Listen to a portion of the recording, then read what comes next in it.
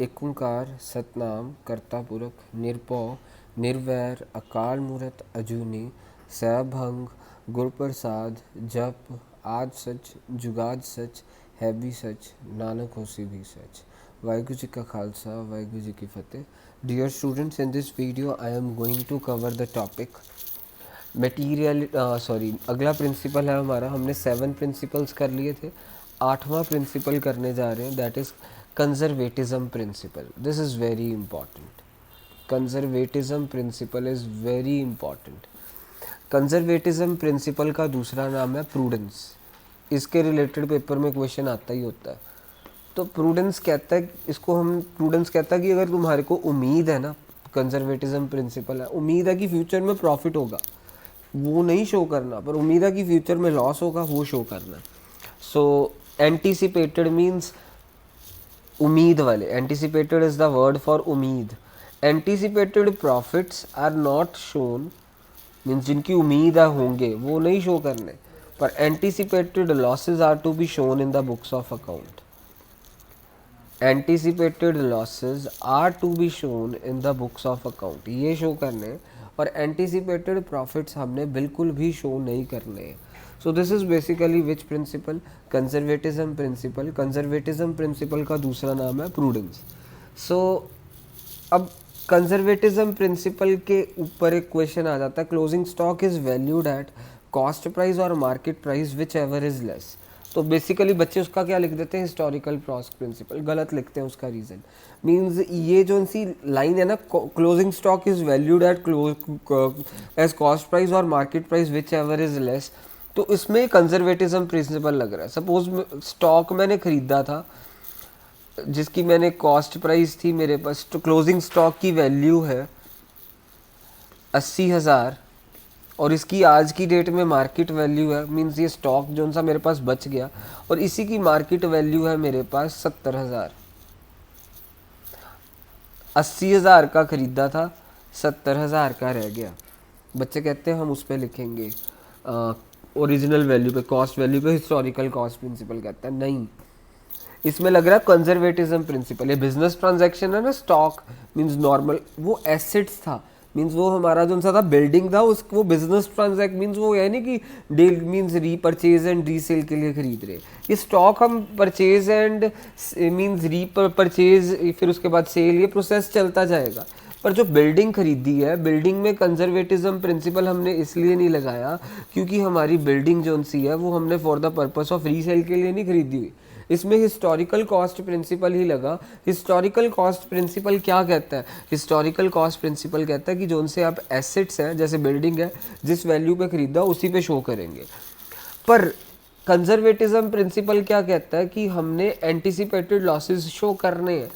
और ऐसे ही तुम्हारा स्टॉक था जो तुमने खरीदा 80,000 पे और उसकी वैल्यू हो गई है 70,000।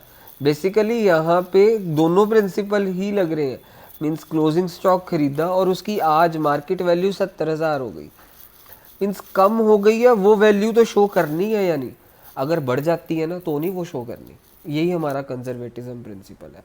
मींस वो प्रिंसिपल भी साथ ही लग रहा है कि आप कॉस्ट प्राइस पे शो करेंगे, पर साथ में ये प्रिंसिपल भी ऐड ऑन हो गया कि नुकसान है वो शो करना है। मींस मार्केट वैल्यू 70,000 हो गई, मींस असल च नुकसान हो गया।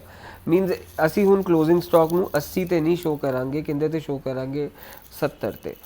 जे क्लोजिंग स्टॉक दी मार्केट वैल्यू तुहाडी 90,000 हो गई हुंदी, फिर तुसी 90 ते नहीं शो करना सी, 80 ते ही करना सी, क्योंकि रूल की है, it is recorded at cost price और market price whichever is less. क्योंकि ਆਪਾਂ ਨੇ लॉस ਤਾਂ शो करना है, जे साडा प्रॉफिट आ वो नहीं शो करना। This is conservatism principle. Conservatism principle तो बाद साडे कोल आंदा कंसिस्टेंसी असम्पशन। ਕੰਸਿਸਟੈਂਸੀ ਅਜ਼ੰਪਸ਼ਨ ਕਹਿੰਦੇ ਕਿ ਅਸੀਂ ਅਕਾਊਂਟਸ ਦੇ ਵਿੱਚ ਨਾ ਕਈ ਚੀਜ਼ਾਂ ਨੂੰ ਟਰੀਟ ਕਰਨ ਦੇ ਅਲੱਗ-ਅਲੱਗ ਤਰੀਕੇ ਹੁੰਦੇ, ਜਿੱਦਾਂ ਡੈਪਰੀਸੀਏਸ਼ਨ ਕੱਢਣ ਦਾ ਤਰੀਕਾ ਹੁੰਦਾ ਆਪਣੇ ਕੋਲ, straight line method, written down value method.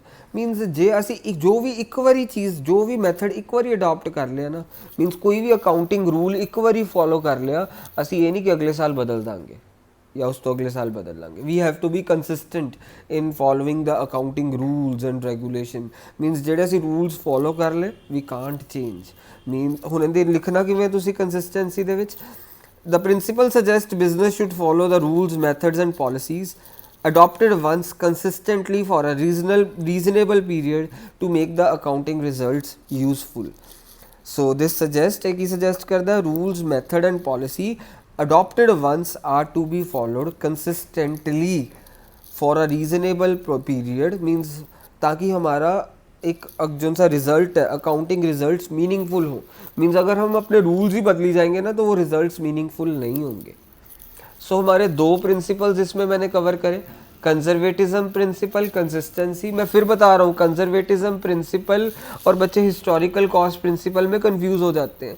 Conservatism principal क्या कहता है, जैसे हमने बिल्डिंग खरीदी, ये बिल्डिंग हमने 80,000 रुपये खरीदी और आज ये हमने 2000 में खरीदी, 2000 ईयर में 80,000 की, और आज 2020 में इसकी वैल्यू हो गई 90,000 या 5 करोड़।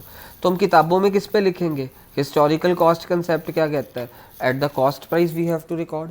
पर अगर यही बिल्डिंग की वैल्यू 60,000 हो जाए या 50,000 हो जाए, फिर हम 80 पे नहीं शो करेंगे, फिर 50 पे ही करेंगे, क्योंकि हमने नुकसान शो करना होता है। मीन्स अगर हमारा प्रॉफिट हो रहा है वो नहीं हमने शो करना, 5 करोड़ का ये प्रॉफिट तो बिल्कुल भी शो नहीं करना। यानी 2020 में 5 करोड़ की हो गई है, ये नहीं, हमने कॉस्ट प्राइस पे शो करा। इसीलिए यहाँ पे क्या हो रहा है, बेसिकली कंजर्वेटिज्म प्रिंसिपल कहता है means anticipated losses are to be ignored but anticipated profits are to be ignored while anticipated losses are to be shown. Means उम्मीद वाला लॉस शो करना है, उम्मीद वाला प्रॉफिट नहीं शो करना। That's it.